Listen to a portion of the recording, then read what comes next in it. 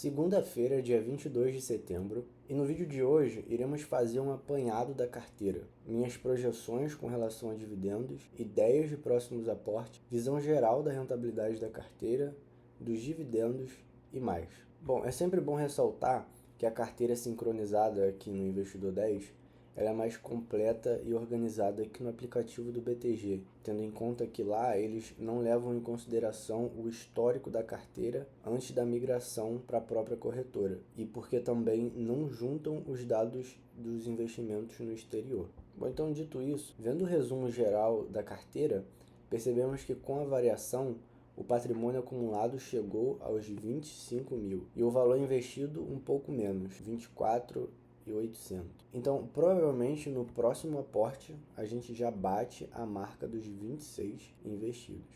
Tivemos também um ganho de capital simbólico de R$170 e uma marca de quase R$5.000 recebidos desde a criação da carteira em 2021 em dividendos. E ao todo tivemos uma rentabilidade de quase 44%, que nos deixa com quase 30% abaixo do CDI, o que certamente não me deixa nada satisfeito, mas dá para entender, visto que na época eu fazia muitos giros na carteira, também não tinha uma estratégia bem definida, o que contribui para essa rentabilidade abaixo do CDI. E se passarmos para a visão geral na parte de ações, podemos perceber que o Banco do Brasil e a Caixa Seguridade são as duas maiores rentabilidades da carteira, ambas com mais de 100% de rentabilidade, e aí então Vale com 7 e Petrobras com 0,20, que inclusive eu adicionei há pouco menos de um mês na carteira.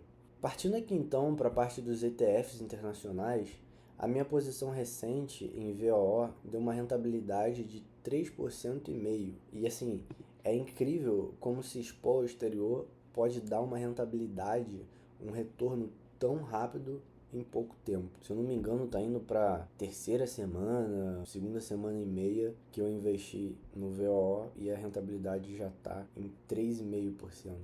No início da trajetória dos investimentos, eu já tive também uma parcela no exterior, porém sem uma estratégia bem definida, sem entender os fundamentos, momentos de mercado, sem saber se de fato estava num preço razoavelmente justo.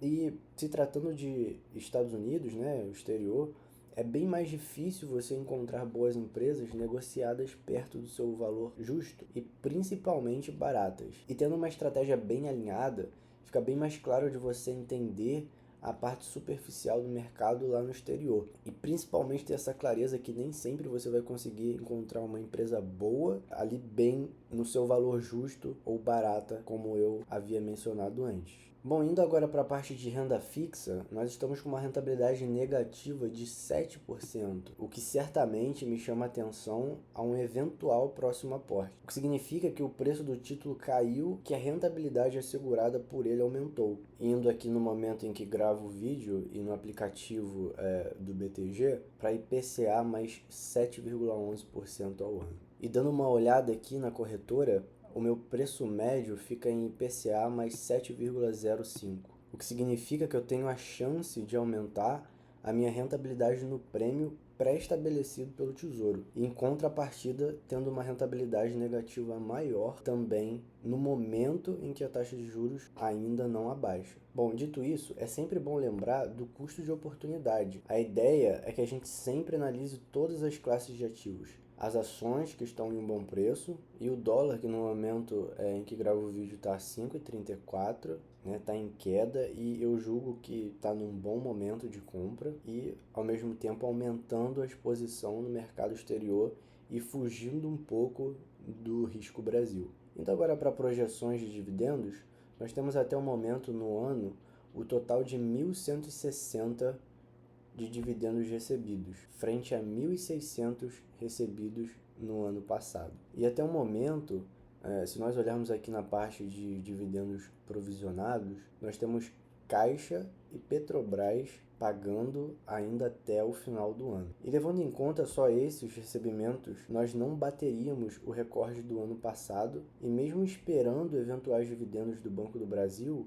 ainda assim fica difícil bater essa marca de 1.600 recebidos num ano. Mas em contrapartida, isso não me preocupa, visto que eu já abri novas posições em diferentes ativos, o que significa que se esse mesmo recurso fosse aplicado nas ações que geram dividendos, obviamente eles iriam aumentar. Então é necessário entender a estratégia e entender que eventualmente os resultados podem mudar, e o mais importante é entender o porquê eles estão mudando.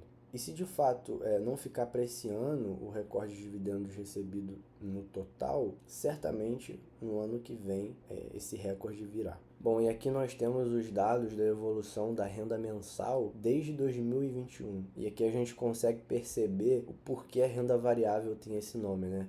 A diferença nos valores mensais recebidos é sempre clara, mas o que realmente importa no final é ver que a cada ano que passa, a renda mensal aumenta. E aí a gente pode ver que em 2021 a gente ficou ali no final do ano, tivemos um total de R$80, em 2022 R$380, e de 2022 para 2023 com a maior evolução em comparação de um ano ao outro, de 380 para 1.190. E foi exatamente aqui em 2023 que eu ajustei a minha estratégia para os dividendos, trazendo uma clara evolução, né, de um ano para o outro. E ali de 2023 para 2024 fui de 1.190 para 1.600, e agora a gente aguarda o fechamento do ano para atualizarmos o valor. E se a gente pega um panorama dos mesmos últimos 5 anos pelo gráfico, a gente consegue entender essa evolução no visual, né, o que torna bem mais didático e simples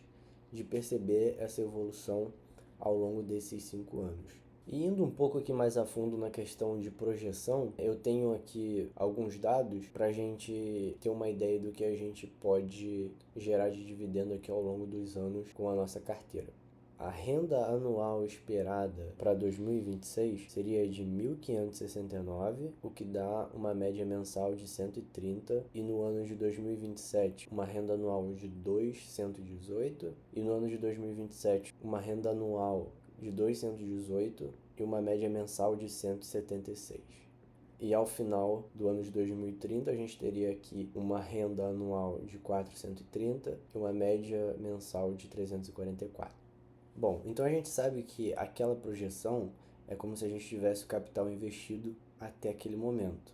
Então eu fiz uma média aqui de R$12.000 dividido pelas 4 ações que eu tenho. Eu adicionei mais R$3.000 em cada posição aqui, chegou a esse novo número de ações. E com isso a gente tem uma média de como seria o ano inteiro de investimento. E é claro que eu considerei também a cotação atual, bem para a gente ter mais uma ideia de como a gente vai ficar ao final do ano que vem. Isso obviamente também sem reconsiderar o reinvestimento dos dividendos, e a coisa já fica bem diferente. Aqui a gente teria uma projeção de 2.522 e uma média mensal de 210, só que a gente teria que considerar que 2026 seria 2027, porque a gente já finalizou o ano de 2026, e lá em 2028 a gente teria 3.404 ao final do mês, e uma média de 283, quase R$300 já de média mensal. E para comparar também com o ano de 2030, que foi o último que a gente viu, a gente teria 5.532 recebidos ao final do ano, frente a uma média mensal de 461. Bom, no mais foi isso, eu espero ter passado por todos os pontos aí. Eu tenho cada vez mais tentado fazer um vídeo bem mais resumido, bem mais simples, para não ficar um vídeo longo e talvez cansativo. Então eu espero ter passado aí por todos os pontos, conseguindo abordar da forma mais simples e resumida para que vocês possam tirar o maior proveito. Bom, e com isso eu fico por aqui, espero vocês no próximo vídeo e até lá.